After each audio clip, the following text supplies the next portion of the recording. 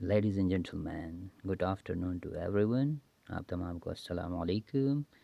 جیسے کہ ہم نے آپ کو پہلے سیشن میں ٹریڈیشنل بزنس اور نیٹ ورک مارکیٹنگ بزنس کے درمیان جو ڈفرینسز ہے وہ ہم نے آپ کو بتائے تھے، اور اسی طریقے سے آج کے سیشن میں ہم آپ کو ٹریڈیشنل بزنس اور نیٹ ورک مارکیٹنگ بزنس کے درمیان جو چین سسٹم ہوتا ہے، جو چین سسٹم کا ڈفرینس ہوتا ہے، فلو کا جو ڈفرینس ہوتا ہے، وہ ہم آپ کو بتائیں گے کہ دنیا بھر کے اندر وہ لوگ جو نیٹ ورک مارکیٹنگ بزنس کرتے ہیں وہ کس طریقے سے کم عرصے کے اندر ترقی کر جاتے ہیں اور جو ان کے ٹارگٹس ہوتے ہیں ان کو اچیو کر لیتے ہیں.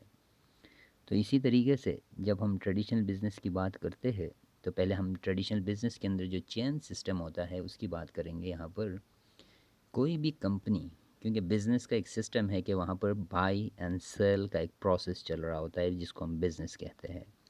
تو ٹریڈیشنل بزنس کے اندر جب ہم کسی بھی کمپنی کے کسی بھی پروڈکٹ کی بات کرتے ہیں تو یقیناً کوئی بھی پروڈکٹ جو ہوتا ہے وہ کوئی مینوفیکچرنگ کمپنی جو ہے وہ اس پروڈکٹ کو بنا رہی ہوتی ہے. تو یہاں پر ہمارے پاس آ جاتی ہے نمبر 1 کمپنی جو کسی بھی پروڈکٹ کی پروڈکشن کر رہی ہوتی ہے، مینوفیکچرنگ کر رہی ہوتی ہے، کسی بھی پروڈکٹ کو بنا رہی ہوتی ہے. اب ہم بات کرتے ہیں، تھوڑا سا نیچے آ جاتے ہیں. ہم یہاں پہ بات کرتے ہیں کسٹمر کی. یہاں پر ہمارے پاس آ گیا کسٹمر. یہ جو کسٹمر ہوتا ہے، کیا یہ جب کسی بھی پروڈکٹ کی پرچیزنگ کرتا ہے، جیسے ہم مثال لے لیتے ہیں یہاں پر 250 ml بوٹل کی، 250 ml پانی کا جو بوٹل ہوتا ہے، ڈفرینٹ کمپنیز ڈفرینٹ برانڈ کے نام سے بوٹل بناتی ہے. تو ہمیں جو مارکیٹ سے، یعنی کہ ہمارے گھر کے آس پاس کسی بھی محلے کی شاپ سے جو ہے وہ تقریباً 25 روپے کا ملتا ہے. تو یہ جو کسٹمر ہوتا ہے جب اس کو کسی بھی بوٹل کی ضرورت پڑتی ہے، کیا یہ کسٹمر ڈائریکٹ کمپنی سے اس چیز کو پرچیز کرتا ہے؟ جی نہیں. یہ جو کسٹمر ہوتا ہے یہ جب اس بوٹل کی پرچیزنگ کرتا ہے تو یہ اپنے گھر کے آس پاس کسی بھی ریٹیلر شاپ سے اس پروڈکٹ کی پرچیزنگ کرتا ہے، ریٹیلر شاپ یا ریٹیل شاپ سے. اور یہ ریٹیل شاپ والا جو ہوتا ہے کیا یہ اس بوٹل کی پرچیزنگ ڈائریکٹ کمپنی سے کرتا ہے؟ جی نہیں.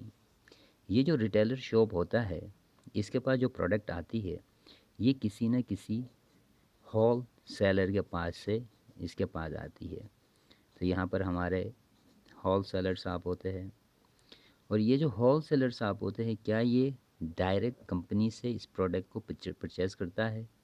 جی نہیں. یہ یہاں پر کسی بھی سول ڈسٹریبیوٹر سے اس پروڈکٹ کی پرچیزنگ کرتا ہے. سول ڈسٹریبیوٹر سے اس پروڈکٹ کی پرچیزنگ کرتا ہے. اور یہ جو سول ڈسٹریبیوٹر ہوتا ہے یہ کسی بھی ڈسٹریبیوٹر سے اس پروڈکٹ کی پرچیزنگ کرتا ہے. تو ہمارے پاس یہ پورا چین سسٹم ہوتا ہے. لیکن اس کے باوجود یہاں پر ایک مین چیز ہے جو میں نے مینشن نہیں کیا. کوئی بھی پروڈکٹ جب مارکیٹ میں آتا ہے یقیناً وہ کسی بھی ایڈورٹائزمنٹ کے تھرو، میڈیا کے تھرو یا ٹی وی کے تھرو ہم تک پہنچتی ہے. تو یہاں پہ پرچیزنگ سے پہلے جب کسٹمر یہاں پرچیز کرتا ہے تو یہاں پر میڈیا کا یا ایڈورٹائزمنٹ کا ایک بہت بڑا فیکٹر ہوتا ہے، جس کو آپ ٹی وی کا نام دے دیں یا کوئی بھی ماڈل جو ہے وہ ٹی وی پہ آ کر اس پروڈکٹ کی ایڈورٹائزمنٹ کرتا ہے، جس کے ذریعے کسٹمر کو پتہ چلتا ہے کہ کوئی نئی پروڈکٹ مارکیٹ میں آ چکی ہے. آپ کسی بھی پروڈکٹ کے حوالے سے بات کر لیں. تو یہ ٹریڈیشنل بزنس کا ایک فلو ہے. ٹریڈیشنل بزنس کے اندر کمپنی ہوتی ہے، ڈسٹریبیوٹر ہوتا ہے، سول ڈسٹریبیوٹر ہوتا ہے، ہول سیلر ہوتا ہے، ریٹیلر ہوتا ہے. اس کے بعد یہ ہمارے پاس بیچارہ کسٹمر ہوتا ہے جو دن بدن غریب ہوتا چلا جاتا ہے، اور ریٹیلر والا، ہول سیلر، سول ڈسٹریبیوٹر اور کمپنی پیسے بنا رہے ہوتے ہیں. یہ ٹریڈیشنل بزنس کا ایک فلو ہے. اس میں سوچنے والی بات یہ ہے کہ یہ جو کسٹمر ہوتا ہے یہ 25 روپے میں جو بوٹل پرچیز کر رہا ہے کیا اس بوٹل کی مینوفیکچرنگ کاسٹ 25 روپیز ہے یا 20 روپیز ہے یا 15 ہے یا 10 ہے یا 5 روپے کی یہ بنتی ہے.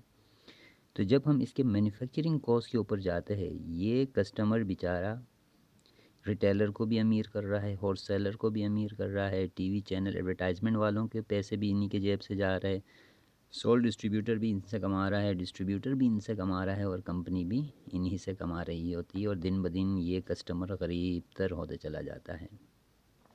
کیونکہ یہ جو 25 روپیز کا بوٹل ہے، اس کی manufacturing cost almost 2 to 5 rupees ہوتی ہے. ہم اس کو 5 روپیز میکسیمم لگا لیتے ہیں، ورنہ یہ 1.5 سے 2 روپے کا بنتا ہے پانی کا بوٹل جو ہوتا ہے. تو یہاں پر جو 25 روپے ایک کسٹمر کی جیب سے نکالے جاتے ہیں، یہ ریٹیلر کے پاس بھی چلے جاتے ہیں، ٹی وی والوں کے پاس بھی چلے جاتے ہیں، ایڈورٹائزمنٹ میں ہول سیلر بھی یہیں سے کما رہا ہوتا ہے، سول ڈسٹریبیوٹر بھی یہیں سے کما رہا ہوتا ہے، ڈسٹریبیوٹر بھی یہاں سے کما رہا ہوتا ہے، اور کمپنی والا دن بدن امیر ہوتا چلا جاتا ہے. اس کے ساتھ ساتھ جیسے کہ ہم نے آپ سے کہا تھا کہ دنیا بھر کے اندر لوگ کس طریقے سے نیٹ ورک مارکیٹنگ بزنس کے اندر بہت جلد سکسیس حاصل کرتے ہیں، اس کا ریزن کیا ہوتا ہے؟ اس کا ریزن یہ ہوتا ہے کہ نیٹ ورک مارکیٹنگ بزنس کے اندر بھی کوئی کمپنی ہوتی ہے جو کسی بھی پروڈکٹ کی مینوفیکچرنگ کر رہی ہوتی ہے. یہاں پر بھی ایک کمپنی ہوتی ہے، لیکن یہاں پر یہ پورا چین سسٹم غائب ہو جاتا ہے. ڈسٹریبیوٹر سے لے کر ریٹیلر تک اور ایڈورٹائزمنٹ تک یہ پورا چینل ختم ہو جاتا ہے. یہاں پر کمپنی ہوتی ہے اور یہاں پر ہوتے ہیں آپ. دس از یو. کمپنی یہاں پر بھی ہے، کمپنی یہاں پر بھی ہے، لیکن یہاں پہ جو چین سسٹم ہوتا ہے ڈسٹریبیوٹر سے لے کر ریٹیلر تک، یہ سب غائب ہو جاتا ہے.